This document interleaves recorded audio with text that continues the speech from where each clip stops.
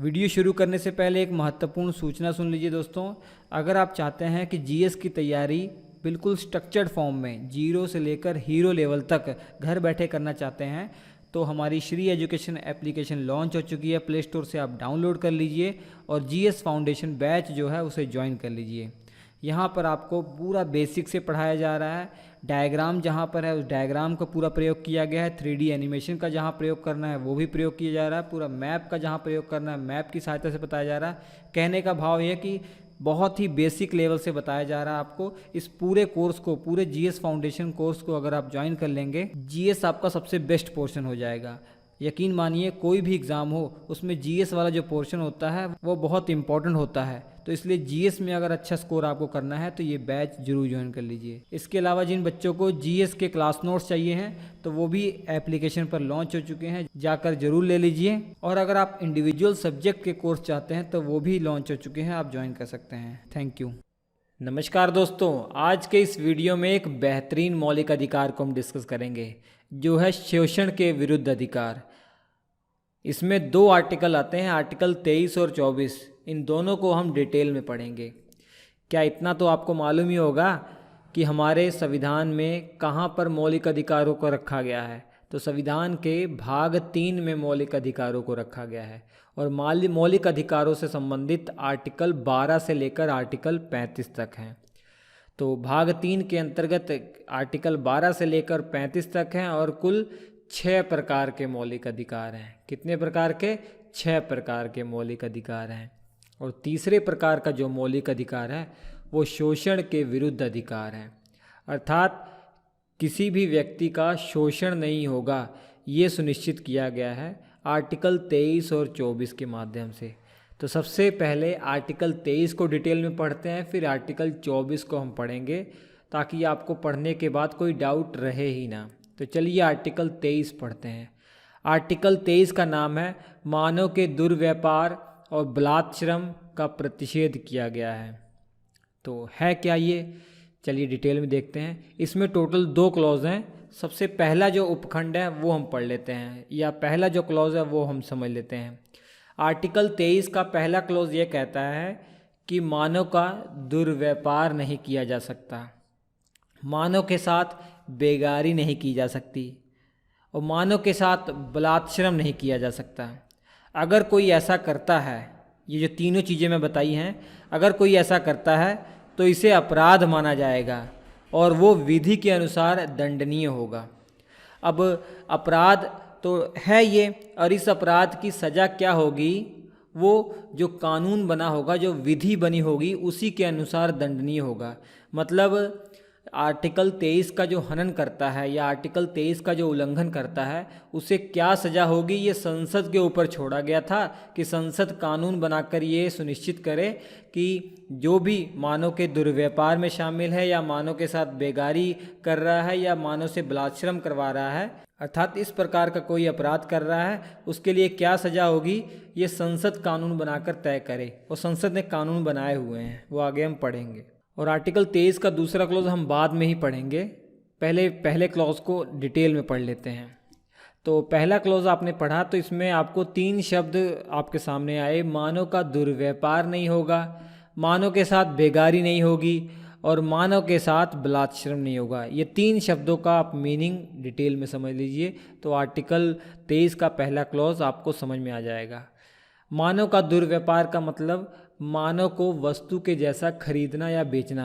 दुर्व्यापार मतलब गलत व्यापार मानव का, कि मानव को भी वस्तु की तरह खरीदना या बेचना ये जो है अलाउड नहीं है, ये नहीं किया जा सकता। इसके अलावा मानव के अंगों का भी व्यापार करना ये भी अलाउड नहीं है, इसे भी प्रतिषेध किया गया है, इसे भी रोका गया है। और इसके अलावा औरतों को खरीदना, बेचना और उनसे वेश्यावृत्ति का काम करवाना अर्थात प्रोस्टिट्यूशन का काम करवाना ये भी जो है अलाउड नहीं है, इसे भी प्रतिषेधित किया गया है आर्टिकल 23 में। ये भी आर्टिकल 23 का उल्लंघन माना जाएगा अगर कोई ऐसा करता है। और बच्चों को खरीदना और बेचना और उनसे भीख मंगवाना ये भी मानव के दुर्व्यापार में ही गिना जाएगा और इसे भी जो है प्रतिबंधित किया गया है। तो मानव का दुर्व्यापार आपको समझ में आ गया है कि किसी भी रूप में मानव का व्यापार नहीं होगा, वो चाहे वस्तु की तरह खरीदना बेचना हो, या मानव के किसी अंग को खरीदना बेचना हो, या औरतों को खरीद कर बेच कर गलत काम करवाना हो, या बच्चों को खरीद कर बेच कर उनसे भीख मंगवाना, या कुछ उल्टे फुल्टे काम करवाना, ये सभी मानव के दुर्व्यापार में गिना जाएगा और ये अलाउड नहीं है। इसे आर्टिकल 23 के माध्यम से गैर कानूनी घोषित किया गया है। इसके अलावा देवदासी जो प्रथा, प्राचीन जो आप इतिहास पढ़ेंगे उसमें देखेंगे देवदासी प्रथा बहुत प्रचलित थी।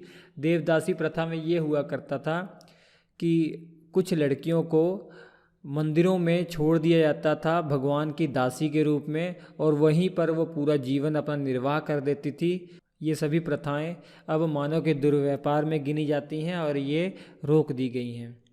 इसके अलावा जो दूसरा शब्द बेगार है, बेगार का मतलब ये है कि किसी से काम तो करवा लेना लेकिन उसको पैसे नहीं देना या उसको मेहनताना नहीं देना। मतलब आपने कोई काम करवा लिया किसी से लेकिन उसको पैसे नहीं दे रहे हैं, ये भी आर्टिकल 23 का उल्लंघन माना जाएगा।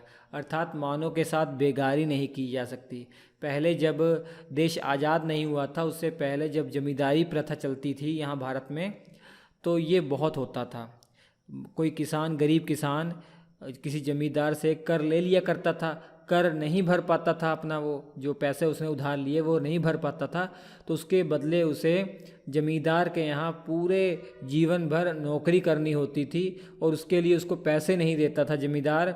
इसके अलावा वो मर जाता था तो उसके बच्चों को भी ये नौकरी करनी पड़ती थी, फिर भी कर्जा नहीं उतर पाता था। तो ये बेगारी कहलाता है।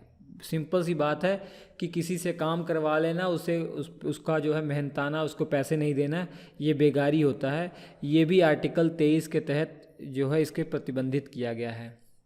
और तीसरा है कि इसी प्रकार का अन्य बलात्श्रम, मतलब ऐसा बलात्श्रम का मतलब ये है कि किसी से ज़बरदस्ती काम करवाना, किसी को ब्लैकमेल करके काम करवाना, या किसी से काम करवाना और उसको कम पैसे देना, ये बलात्श्रम में आ रहा है।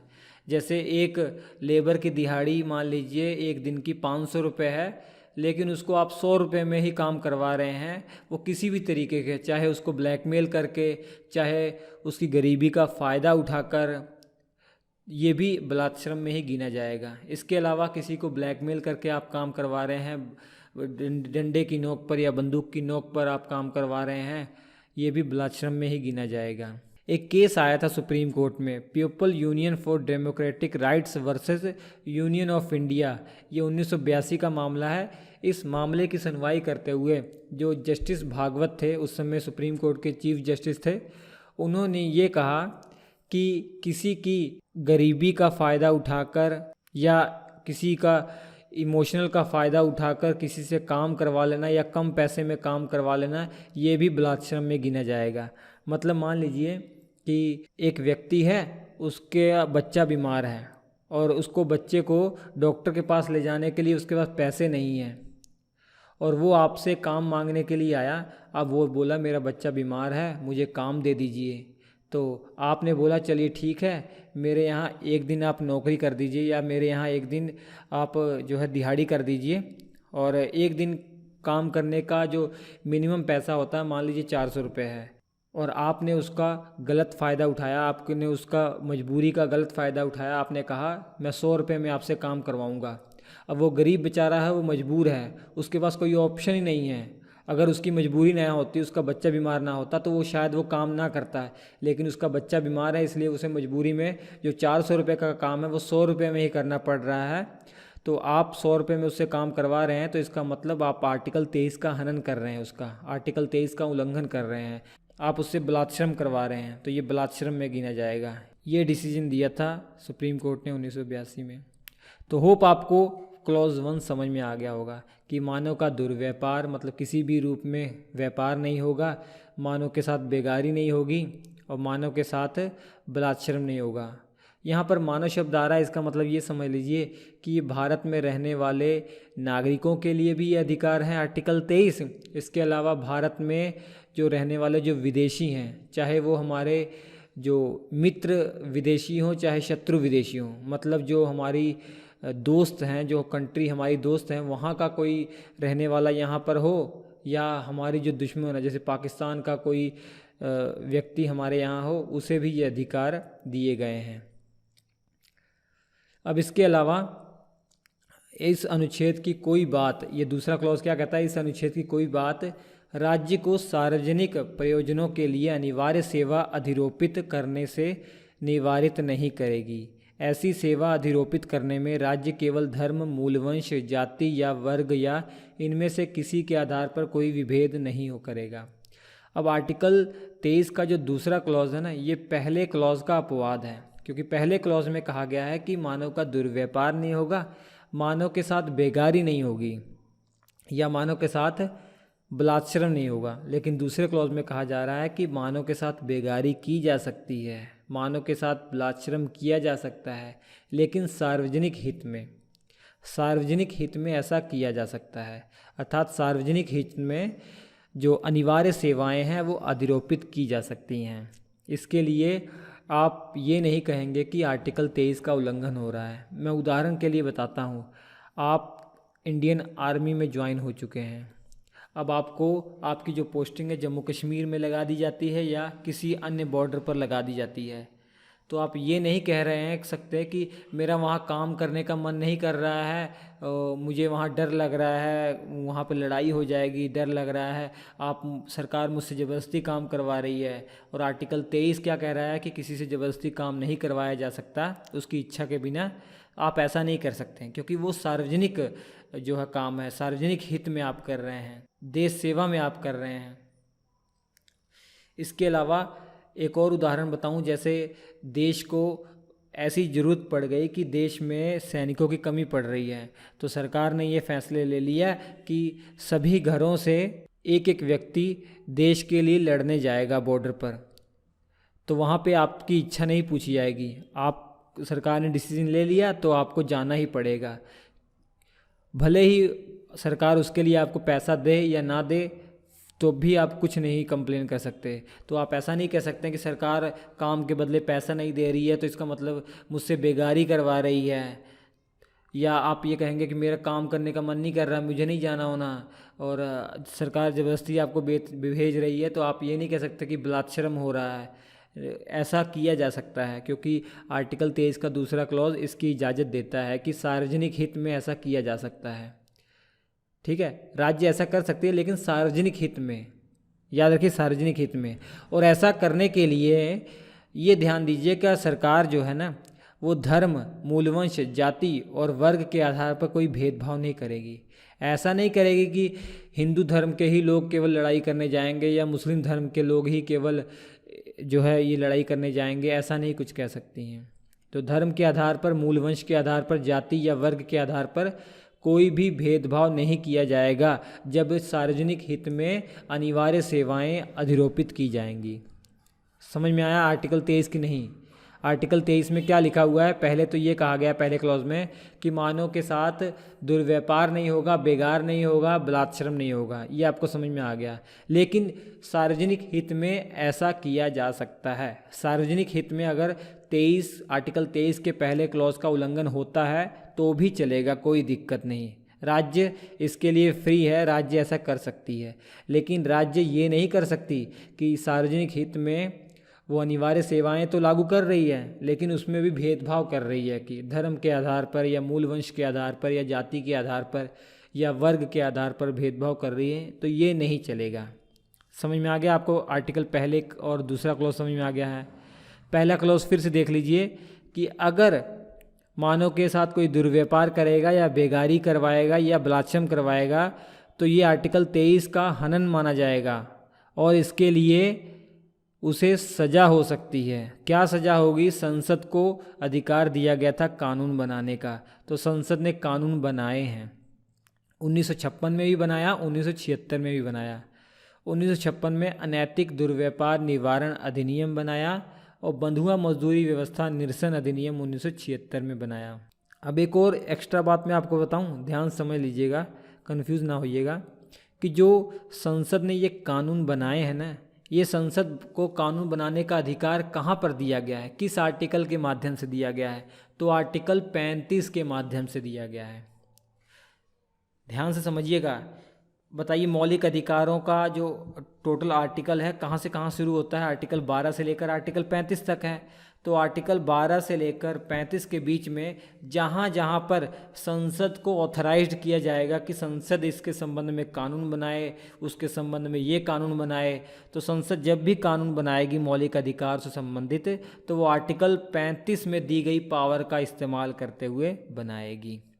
आर्टिकल 35 खुद ये कहता है कि मौलिक अधिकारों से संबंधित कानून बनाने का अधिकार संसद को दिया जाता है। अर्थात संसद को ये अधिकार है कि जहाँ जहाँ या जिस जिस आर्टिकल में, मौलिक अधिकारों के जिस जिस आर्टिकल में उसे कानून बनाने के लिए कहा गया है, तो वो कानून बनाने के लिए फ्री है, बना सकती है।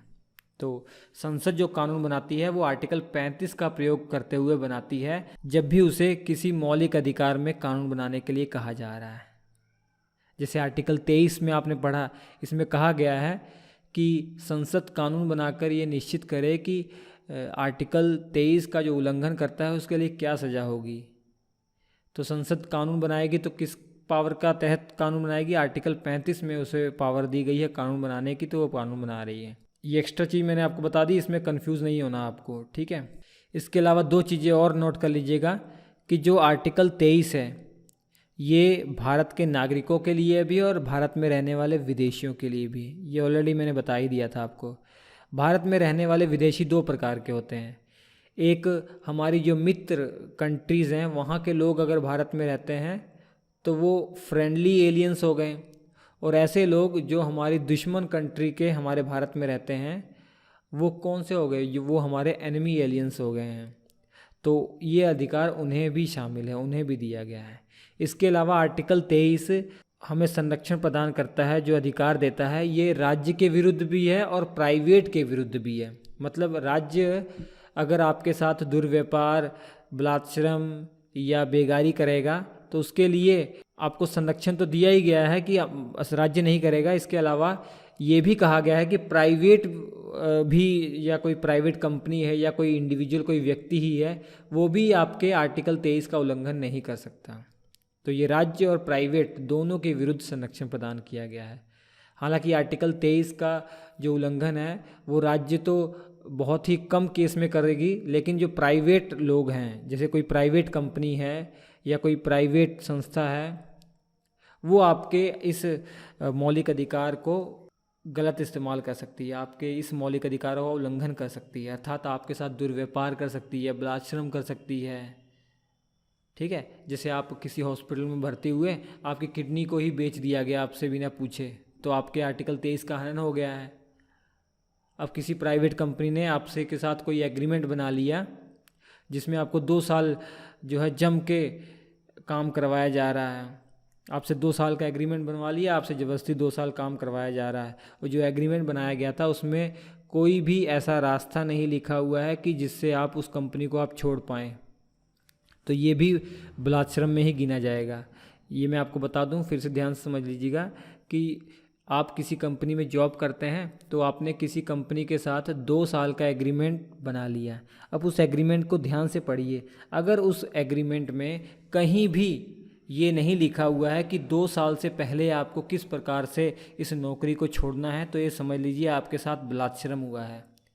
अगर उसमें लिखा हुआ है कि हाँ आप 2 साल हमारे साथ जुड़े रहेंगे, लेकिन इन केस अगर आपको 2 साल से पहले जाना होगा तो आप इतना अमाउंट भर के जा सकते हैं, तो ये होता ही होता है, किसी भी एग्रीमेंट में ये होता ही है, ठीक है। कोई कंपनी ऐसा एग्रीमेंट नहीं बनाती कि 2 साल 3 साल का एग्रीमेंट बना लिया और ये बोल दिया आप 2 साल या 3 साल तक हमारे यहाँ काम करेंगे, उससे पहले नहीं जा सकते। ऐसा नहीं होता है। उसमें एक ऑप्शन ज़रूर होता है कि अगर आपको 2 साल या 3 साल जितना भी एग्रीमेंट है उससे पहले जाना है तो आपको इतना पेनल्टी भरना पड़ेगा जो कंपनी का नुकसान होगा, ठीक है। तो ये आर्टिकल 23 आपको समझ में आ गया होगा। अब हम पढ़ते हैं आर्टिकल 24। आर्टिकल 24 ये जो हमारे बच्चे हैं ना, ये जो 14 वर्ष से कम आयु के बच्चे हैं उनको शोषण नहीं होने देने से रोकता है, अर्थात उनका शोषण ना हो पाए ये सुनिश्चित करता है। आर्टिकल 24 में लिखा क्या गया है, चलिए पढ़ते हैं डिटेल में। आर्टिकल 24 की जो हेडिंग है उसमें साफ शब्दों में ये लिखा हुआ है कि कारखानों आदि में बालकों के नियोजन का निषेध। लेकिन आर्टिकल 24 के अंतर्गत डिटेल में क्या लिखा वो देख लेते हैं।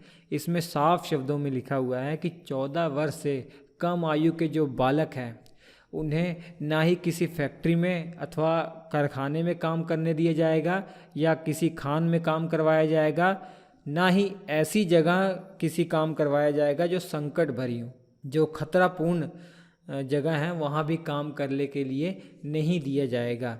ये आर्टिकल 24 कहता है। आर्टिकल 24 कहता है कि 14 वर्ष से कम आयु के जो बच्चे हैं वो कारखानों में नहीं काम करेंगे, किसी फैक्ट्री में नहीं काम करेंगे, चाहे वो पटाखा फैक्ट्री हो, चाहे वो लोहे की कोई फैक्ट्री हो, किसी भी फैक्ट्री में, कपड़े की फैक्ट्री हो, वहाँ पे वो काम नहीं करेंगे। इसके अलावा खदान आप समझ पा रहे हैं, जैसे कोयला ज़मीन से निकाला जाता है ना, तो वो भी एक खतरा वाली जगह है, वहाँ भी काम नहीं करने दिया जाएगा। इसके अलावा ऐसी जगहों पर काम नहीं करने दिया जाएगा जो संकटपूर्ण हो, जो खतरीली हो, जैसे किसी बिल्डिंग का कंस्ट्रक्शन चल रहा है, मकान बन रहा है, वहाँ भी वो काम नहीं कर सकता है। पटाखा जहाँ बन रहा है वहाँ भी वो काम नहीं कर सकता है। रेलवे लाइन पर भी वो काम नहीं कर सकता है। ये लिखा हुआ है आर्टिकल 24 में। लेकिन व्यवहार में होता क्या है वो पूरा आप आर्टिकल 24 पढ़ लीजिए, लास्ट तक ये पूरा वीडियो देख लीजिए, आपको समझ में आ जाएगा। मैं आपको पहले ही बता दे रहा हूँ कि आज की डेट में 14 वर्ष से कम आयु के जो बच्चे हैं उन्हें कोई भी काम करने के लिए नहीं दिया जा सकता, अर्थात उन्हें हर जगह काम करने से रोका गया है, चाहे वो खतरे भरी हो, चाहे वो सिंपल काम हो।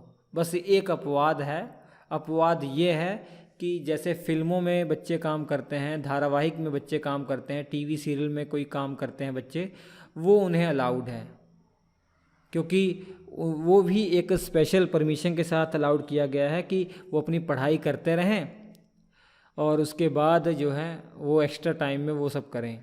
इसके अलावा जिनका फैमिली बिजनेस है, जो बच्चों का फैमिली बिजनेस है, वो अपना फैमिली बिजनेस देख सकते हैं, वो अपना फैमिली बिजनेस देख सकते हैं, लेकिन पढ़ाई के बाद। ये व्यवहार में होता है क्योंकि संसद ने स्पेशल इसके लिए कानून बनाया है। आर्टिकल 24 को अगर केवल आप देखेंगे तो इसमें तो बस यही लिखा हुआ है कि 14 वर्ष से कम आयु के बच्चे ना कारखाने में काम करेंगे, ना किसी खान में काम करेंगे और ना ही किसी संकटपूर्ण जगह पर काम करेंगे। और आर्टिकल 24 को अगर इनडायरेक्टली समझा जाए तो इसमें ये एहसास हो रहा है कि जो संकट भरी जगह हैं उन्हें छोड़कर जो सिंपल जगह हैं, जहाँ पर कोई खतरा नहीं है, वहाँ पर बच्चों से काम करवाया जा सकता है जिनकी उम्र 14 से कम है। आर्टिकल 24 को पढ़ने के बाद यही समझ में आ रहा है।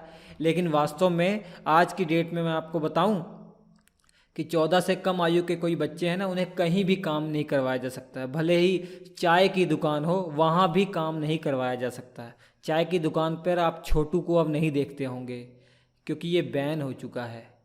ठीक है, क्यों? क्योंकि स्पेशल संसद ने इसके लिए कानून बनाए हैं। वैसे तो संसद ने बहुत सारे कानून बनाए हैं, लेकिन सबसे महत्वपूर्ण 2 कानून हैं, बाल श्रम अधिनियम 1986 और बालक अधिकार संरक्षण आयोग अधिनियम 2005। और जो मैं बात कर रहा हूँ आपको कि 14 से कम आयु के बच्चे हैं ना, वो कहीं भी अब काम नहीं कर सकते, वो बाल श्रम अधिनियम 1986 के तहत ही बैन किया गया है। हालांकि बाल श्रम अधिनियम 1986 जब बनाया गया था, 1986 में ये कानून संसद ने पारित किया था, तो उस समय ये बैन नहीं किया गया था कि 14 वर्ष से कम आयु के बच्चे कोई भी काम नहीं करेंगे। तो 1986 में बस यही कहा गया था कि भैया ये कुछ काम है खतरा भरे, ये कामों को 14 वर्ष से कम आयु के बच्चे नहीं करेंगे। मतलब बाल श्रम अधिनियम 1986 के माध्यम से संसद ने कुछ कामों की लिस्ट बनाई थी और बोला था ये खतरे वाले काम हैं, इनमें 14 से कम आयु के बच्चों को नहीं लगाना चाहिए, वो ये काम नहीं करेंगे। लेकिन इसमें संशोधन किया गया, मोदी गवर्नमेंट के द्वारा 2016 में संशोधन किया गया, इसका नाम ही चेंज कर दिया गया। बाल एवं किशोर श्रम अधिनियम। ठीक है, अब इसका नाम क्या हो गया, बाल एवं किशोर श्रम अधिनियम 1986। अब इसके माध्यम से दो मेजर परिवर्तन किए गए। पहला ये कहा गया कि 14 से कम आयु के जो बच्चे हैं वो किसी भी व्यवसाय, किसी भी जगह, किसी भी दुकान पर आप काम नहीं कर सकते हैं। केवल एक अपवाद है, अपवाद ये है कि बच्चे फिल्मों में काम कर सकते हैं, धारावाहिक में काम कर सकते हैं, टीवी पे वो काम कर सकते हैं, किसी शो में भी वो काम कर सकते हैं और अपना जो फैमिली बिजनेस है वो भी देख सकते हैं, लेकिन अपनी पढ़ाई को कंटिन्यू रखते हुए। और दूसरी बात 1986 में ये परिवर्तित की गई कि कहाँ पहले बाल श्रम अधिनियम हुआ करता था, बाल एवं किशोर श्रम अधिनियम हो गया, अर्थात किशोर शब्द आ गया। किशोर का मतलब यही होता है कि ऐसे बच्चे जिनकी उम्र 14 से 18 वर्ष की आयु है, उनके लिए भी एक कानून बना दिया गया कि 14 से 18 वर्ष की जो आयु के बच्चे हैं वो भी कोई खतरनाक या संकटपूर्ण किसी रोजगार में नहीं लिप्त होंगे, अर्थात कोई भी ऐसा नौकरी या कोई भी ऐसा काम नहीं करेंगे जो खतरा भरी हो, जो खतरापूर्ण हो। ठीक है, आर्टिकल 24 में लिखा क्या गया वो आपको समझ में आना चाहिए। और बाल श्रम अधिनियम या बाल एवं किशोर श्रम अधिनियम के माध्यम से सरकार ने क्या कर दिया है वो भी आपको मालूम होना चाहिए। केवल अगर आर्टिकल 24 ही होता, बाल एवं किशोर श्रम अधिनियम जो संसद ने बनाया ये नहीं होता, तो क्या होता, तो जो सिंपल जगह है, जो संकटपूर्ण जगह नहीं है, वहाँ पर 14 से कम आयु के बच्चों को लगाया जा सकता था। लेकिन अब चूँकि 2016 में ये बाल एवं किशोर श्रम अधिनियम ये बन चुका है, हालांकि संशोधित हुआ है, इसके माध्यम से ये कह दिया गया है कि 14 से कम आयु के जो बच्चे हैं वो किसी भी व्यवसाय या किसी भी रोजगार में लिप्त नहीं होंगे, अर्थात करेंगे नहीं। लेकिन जो किशोर बच्चे हैं, 14 से 18 वर्ष के जो बच्चे हैं, इनके लिए पहले छूट थी कि कोई भी काम करो, चाहे जोखिम भरे चाहे कुछ भी, लेकिन 2016 के बाद अब ये जोखिम भरे काम भी नहीं कर सकते हैं। समझ में आया कि नहीं? 1986 में कानून बना था, 2016 में इसमें परिवर्तन किया गया। 1986 में ये कानून बना था, 2016 में परिवर्तित किया गया, लेकिन इस बीच 30 साल बीते हैं ना, 30 सालों में क्या हुआ था वो भी आप देख लीजिए। तो 1986 का जो एक्ट है, इसके 10 वर्षों के बाद सुप्रीम कोर्ट ने सरकार को ये निर्देश दिया कि भाई साहब आप लोग बाल श्रम पुनर्वास कल्याण कोष की स्थापना कीजिए, एक वेलफेयर फंड की स्थापना कीजिए और उसमें कुछ पैसे डालिए। और उसमें जो पैसे हैं ना, सरकार अपनी जेब से नहीं डालेगी, उसमें उनके पैसे डाले जाएंगे जो आर्टिकल 24 का उल्लंघन कर रहे हैं। मतलब मान लीजिए मैं फैक्ट्री मालिक हूँ और मैंने अपनी फैक्ट्री में 14 से कम आयु के बच्चों को लगा रखा है, तो मैंने क्या किया है, आर्टिकल 24 में जो प्रावधान था उसका उल्लंघन किया है। तो इसलिए मैंने 4 बच्चों को काम पर लगाया हुआ है, तो 20,000 गुणे 4 80,000 की पेनल्टी मुझे इस फंड में डालनी पड़ेगी। और जो संसद ने निश्चित की हुई है सज़ा, वो तो सज़ा अलग से मिलेगी ही मिलेगी।